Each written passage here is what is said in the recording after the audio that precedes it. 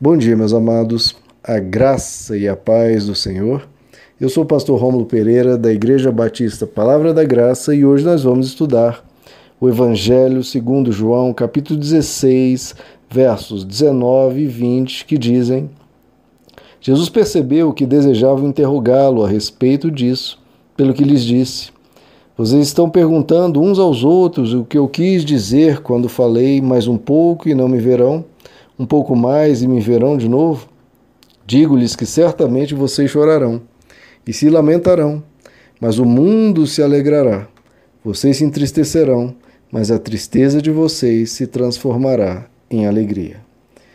Bom, queridos, aqui Jesus continua explicando aos discípulos o que viria a ocorrer dentro de poucos dias após essa fala, ou seja, a morte de Jesus, que levaria aos discípulos a uma grande tristeza, a perda daquela pessoa tão amada, do mestre deles, e o desapontamento com eles mesmos pelo que ocorreu, né? Eles negariam Jesus, abandonariam Jesus, então ficariam extremamente tristes.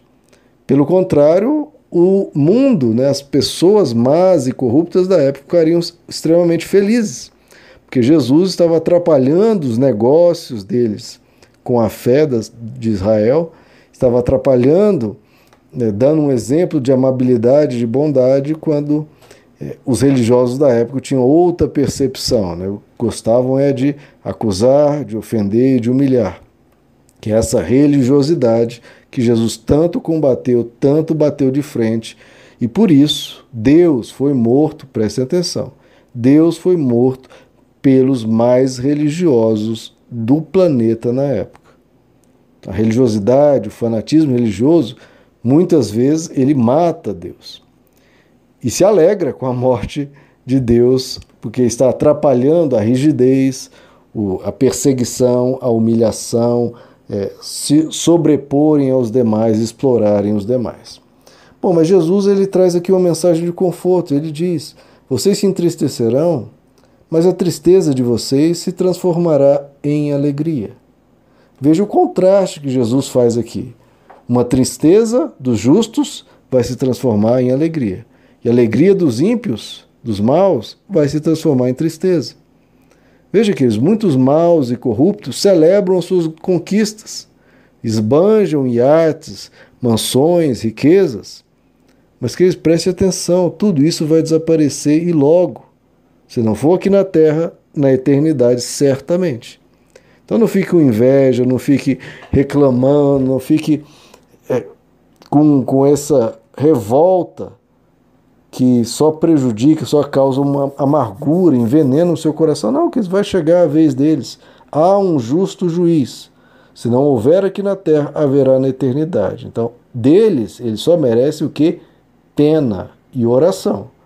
Porque se eles terminarem a existência deles nesse estado, eles terão muito problema. Já vivem como miseráveis. Estão cheios de ostentação, iates, esbanjando, mas é pura miséria interior. Agora, os bons e justos lamentam os seus percalços, sofrem dificuldades, mas essas dificuldades, o que Jesus mostra, que vai sumir com o tempo. E na eternidade, esses justos vão ver claramente o resultado do que semearam. É claro que Jesus que está dizendo, mostrando essa tristeza dos discípulos em relação à morte, que seria sarada pela ressurreição de Jesus, quando eles transbordariam de alegria, não apenas ao ver Jesus ressurreto, mas por agora entender a plenitude do que Jesus vinha dizendo, que ele era Deus, que ele veio trazer salvação, etc. Então, queridos, que a gente lembra que o triunfo dos ímpios é meramente momentâneo. Já em relação aos justos, como diz o Salmo 30, o sofrimento dos justos dura só um momento. E no favor de Deus está a verdadeira vida. O choro pode durar uma noite, ou algumas noites, né? Mas a alegria virá ao raiar da luz de Deus sobre nós. Então a gente precisa, como o Evangelho nos ensina, a sermos pacientes na tribulação. Porque o que ocorrerá é isso, que Jesus diz: a tua tristeza se transformará em alegria. Salmo 30 diz: tu tornas o meu pranto em regozijo, e você me veste de alegria. Deus faz isso, queridos. Basta nós sermos pacientes durante a tribulação.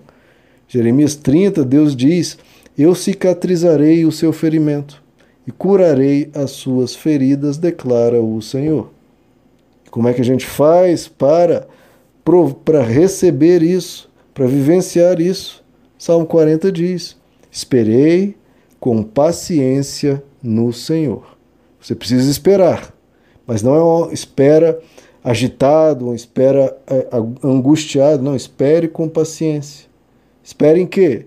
No Senhor, porque Ele vai te conduzir, Ele vai te levar ao caminho cheio de águas.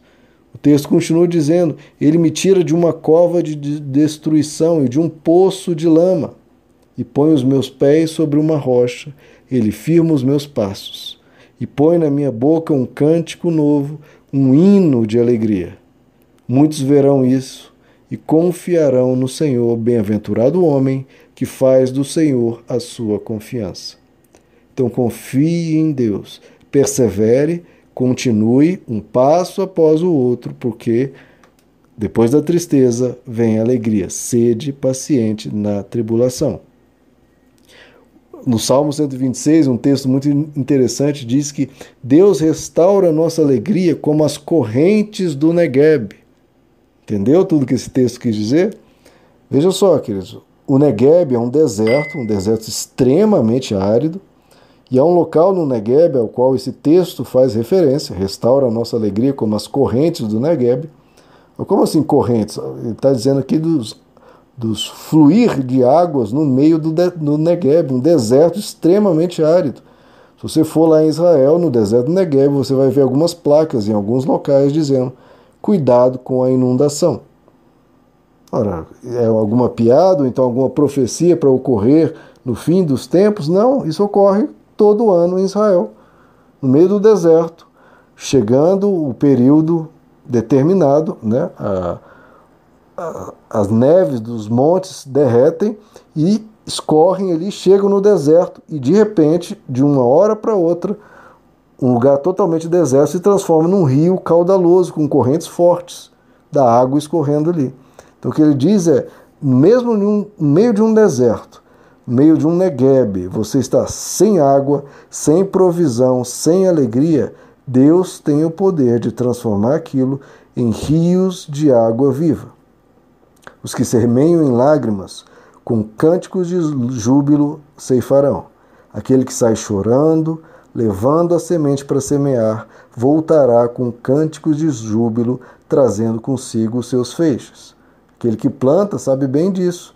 Não tem nada, só tem sementes, mas planta. Então plante o seu futuro, semeie.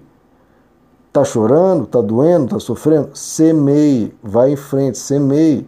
Mesmo que agora você não tenha nada, mas semeando, lá na frente virá a colheita e você vai voltar então com a sua colheita e celebrando que você perseverou, você persistiu em Deus. E como eu tenho dito constantemente, que como a gente desfruta disso, o plano de Deus é um caminhar. É um caminhar. Por isso que Jesus diz: eu sou o caminho. Veja que ele não disse eu sou um lugar. Porque um lugar você chega e fica lá parado. Não, Jesus diz que ele é um caminho. Então não adianta você vir um dia, ouvir uma mensagem, ai, aleluia, que alegria, que bom. Não, você chegou num lugar, mas não é um lugar. Jesus é um caminho. Então todos os dias, sempre estar com ele. Jesus não é aquele que você dá um abraço, que bom, e vai embora e nunca mais o vê.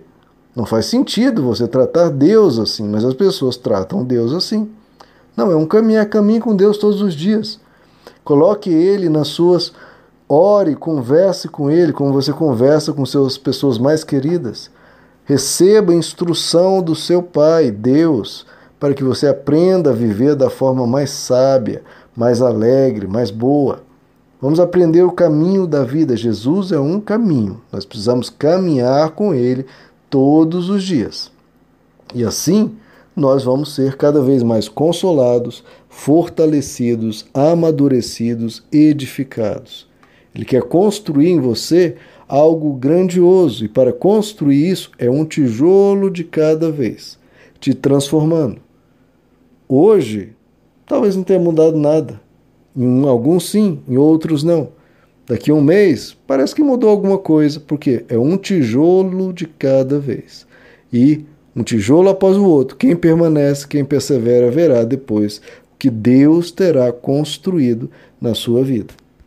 Então, assim como Jesus consolou os apóstolos aqui, tentando animá-los para que eles perseverassem durante o momento da dor, para que, tendo perseverado durante o momento da dor, eles pudessem então chegar no momento quando a luz teria raiado. Da mesma forma, espere, aguente no momento da provação, para que você então chegue à luz no fim do túnel. E eu uso aqui as mesmas palavras do apóstolo Paulo, que ele fala em 2 Tessalonicenses, que o próprio Senhor Jesus Cristo e Deus nosso Pai, que nos amou e nos deu uma eterna consolação e esperança, que Ele console o vosso coração e confirme a obra dele na sua vida. Então que Deus te console, queridos. Persevere para que você venha ver o seu luto ser transformado em alegria, o seu choro ser transformado em cântico. Ele fará isso. Meus amados, que Deus lhes abençoe. A graça e a paz do Senhor.